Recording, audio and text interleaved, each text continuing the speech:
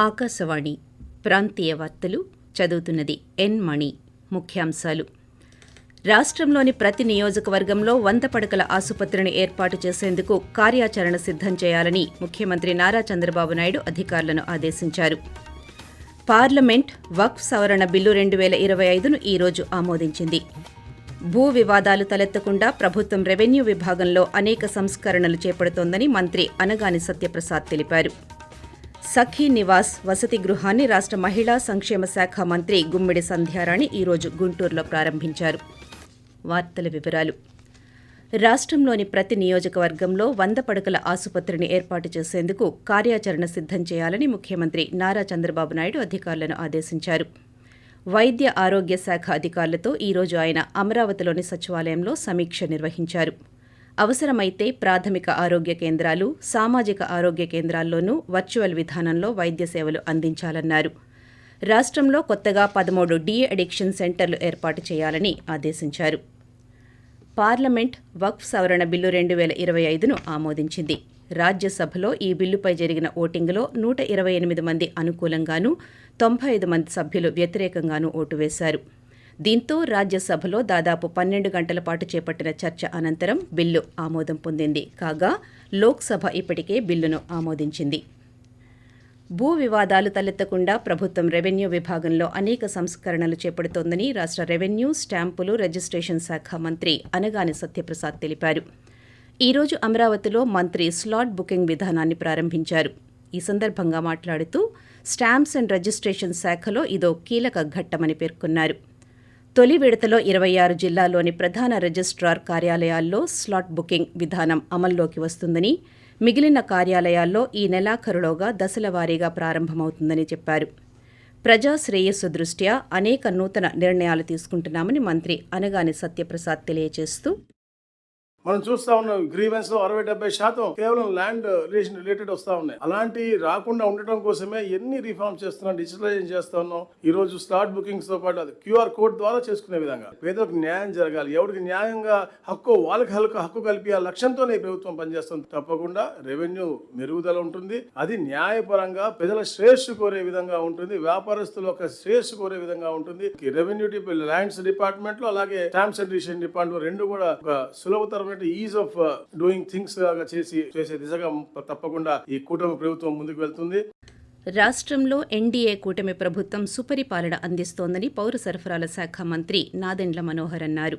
తిరుపతి జిల్లా వడమాలపేట మండలం తిరుమండ్యం గ్రామంలో వరి ధాన్య సేకరణ కేంద్రాన్ని మంత్రి ఈ రోజు పరిశీలించారు.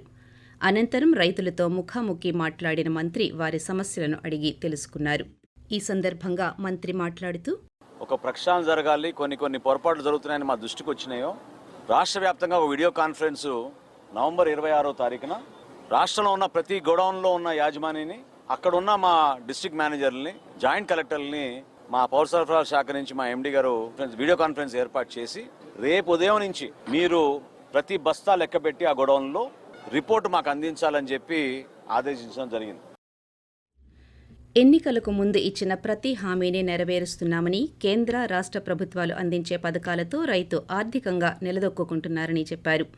ఎవరైనా రేషన్ బియ్యం అక్రమ రవాణా చేస్తే కఠిన చర్యలు తప్పవని స్పష్టం చేశారు. త్వరలోనే కొత్త రేషన్ కార్డులను అందచేయనున్నట్టు మంత్రి వెల్లడించారు.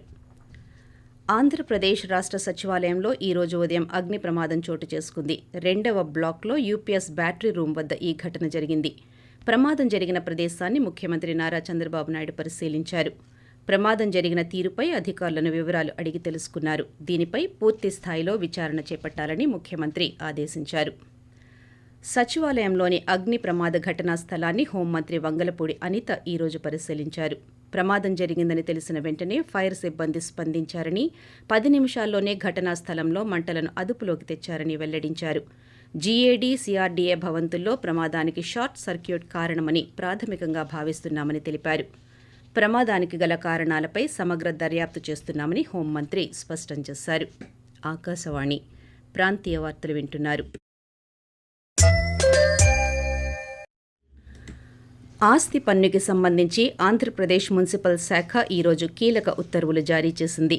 ప్రాపర్టీ ట్యాక్స్ ఆస్తి పన్ను చెల్లింపుదారులు మున్సిపల్ కార్పొరేషన్ పరిధిలో 2025-26 సంవత్సరానికి సంబంధించి పూర్తి పన్ను ఈ నెల 30వ తేదీలోపు చెల్లిస్తే 5% రాయితీ కల్పిస్తామని ఈ ఉత్తర్వుల్లో పేర్కొంది. అయితే పన్ను డిమాండ్ నోటీసులు ఆన్లైన్లో విడుదల అయ్యాక ఈఆర్పీ ద్వారా పన్ను చెల్లింపు ఆప్షన్ వస్తుందని, అందుకు ఈ నెల 6వ తేదీ వరకు వేచి చూడాలని, వాటి వివరాల కోసం సంబంధిత వెబ్సైట్ సందర్శించాలని పేర్కొంది. గుంటూరు జిల్లాలోని మంగళగిరి నియోజకవర్గ ప్రజల కోసం దాదాపు 26 సంక్షేమ అభివృద్ధి కార్యక్రమాలను అమలు చేస్తున్నామని రాష్ట్ర విద్యాశాఖ మంత్రి నారా లోకేష్ తెలిపారు. మన ఇల్లు మన లోకేష్ కార్యక్రమంలో భాగంగా ఈరోజు ఆయన మంగళగిరిలో పేదలకు ఇళ్ల పట్టాలను అందజేశారు. అనంతరం ఏర్పాటు చేసిన సభలో మాట్లాడుతూ ఎన్నికల హామీలతో పాటు మంగళగిరికి ఇచ్చిన ప్రతి హామీని నెరవేరుస్తున్నామని తెలియజేశారు. ఈ నెల 13వ తేదీన మంగళగిరిలో 100 పడుకల ఆసుపత్రికి శంకుస్థాపన చేస్తామని తెలిపారు. ఎన్టీఆర్ సంజీవని పేరుతో మంగళగిరి, తాడేపల్లిలో క్లినిక్లు ఏర్పాటు చేశామని, దుగ్గిరాలలోనూ మొబైల్ క్లినిక్ పెట్టి ఉచిత చికిత్సలతో పాటు మందులు అందిస్తున్నామని మంత్రి నారా లోకేష్ పేర్కొంటూ 26 సంక్షేమ అభివృద్ధి కార్యక్రమాలు మంగళగిరి ప్రజల కోసం మేము చేస్తాం జరిగింది. మీకు ఆరోగ్యం బాగాలేకపోతే ఎన్టీఆర్ సంజీవని పేరుతో మంగళగిరిలో ఒక క్లినిక్, తాడేపల్లిలో క్లినిక్, దుగ్గిరాలకు ఒక మొబైల్ క్లినిక్ పెట్టి ఉచితంగా చికిత్స కాదు మందులు కూడా ఈ రోజు కూడా మేము ఇస్తున్నాం. పిల్లలకి బాగా చదువుకున్నారు, ఉద్యోగాలు ఉపాధి కావాలంటే వాళ్ళకి స్కిల్ డెవలప్మెంట్ కూడా ఆనాడు మేము చేశాం. రాష్ట్ర ప్రభుత్వ క్లీన్ ఎనర్జీ విధానంలో భాగంగా విద్యుత్ వాహనాల ఛార్జింగ్ స్టేషన్లను ప్రైవేటు భాగస్వామ్యంతో ఏర్పాటు చేస్తున్నామని ఆంధ్రప్రదేశ్ తూర్పు ప్రాంత విద్యుత్ పంపిణీ సంస్థ ఏపీఈపీడీసీఎల్ సీఎండీ ఇమ్మడి పృథ్వీతేజ్ చెప్పారు. విజయనగరంలోని పాత జిల్లా కోర్టు కాంప్లెక్స్ వద్ద ఏర్పాటు చేసిన విద్యుత్ వాహనాల ఛార్జింగ్ స్టేషన్ను ఆయన ఈరోజు ప్రారంభించారు.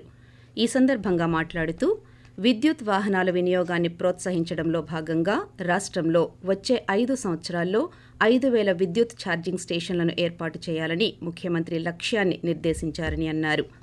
దీనిలో భాగంగా ఏపీఈపీడీసీఎల్ ఆధ్వర్యంలో రానున్న రోజుల్లో విద్యుత్ ఛార్జింగ్ కేంద్రాలు ఏర్పాటు చేయనున్నామని తెలియజేశారు. ఉద్యోగం, చదువు నిమిత్తం నగరాలకు వచ్చే మహిళలకు వసతి కల్పించే సఖీ నివాస్ వసతి గృహాన్ని రాష్ట్ర మహిళా శిశు సంక్షేమ శాఖ మంత్రి గుమ్మిడి సంధ్యారాణి ఈరోజు గుంటూరులో ప్రారంభించారు. అనంతరం మంత్రి మాట్లాడుతూ ఈ సఖీ నివాస్లో 100 మంది మహిళలకు వసతి కల్పించేలా ఏర్పాటు చేశామన్నారు. రాష్ట్రంలో 53 సఖీ నివాస్లు ఏర్పాటు చేయగా మరో 30 త్వరలో ప్రారంభిస్తామని వెల్లడించారు. మహిళా సంక్షేమానికి తమ ప్రభుత్వం కట్టుబడి ఉందని మంత్రి గుమ్మడి సంధ్యారాణి స్పష్టం చేశారు. ఉద్యానవన పంటల సాగులో అనంతపురం జిల్లా రాష్ట్రానికి ఆదర్శంగా నిలిచిందని collector doctor V Vinod Kumar పేర్కొన్నారు.